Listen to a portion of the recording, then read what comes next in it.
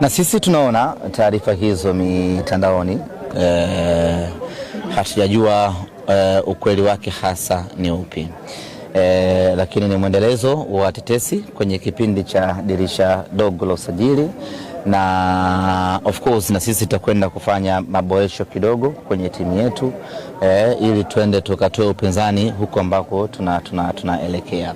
Na wale ambao tupo kwenye mpango wa kuwasajili, mambo yetu yanakwenda vizuri, na muda ukifika tutawatangazia, au kama mwalimu Steven Becker atasema timu iliyopo inaridhisha kwenda kushindana huko mbele ya safari, basi tutafanya usajili.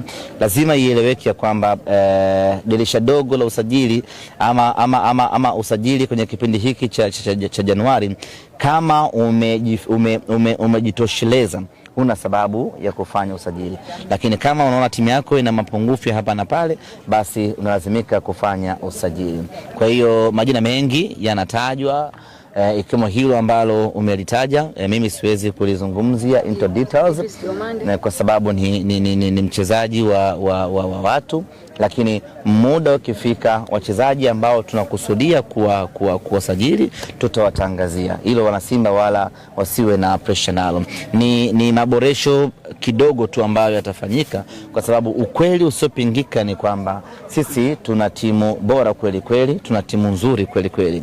Katika timu 15 za ligi kuu ya NBC, Simba Sports Club ndio timu ambayo tuna wachezaji wazuri, tuna wachezaji bora kweli kweli.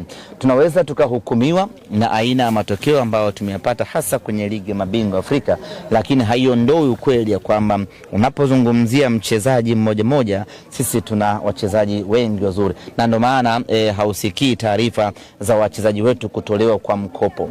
Sisi kwetu mambo ni shwari kwa sababu tuna wachezaji wengi ambao wamejitosheleza, lakini lazima tutafanya mabadiliko ama maboresho kidogo kwa ajili ya kuongeza nguvu kwenye timu yetu kuelekea safari inayoelekea huko mbele, ambapo tuna kibarua cha kuitafuta hatua ya robo finali ya ligi.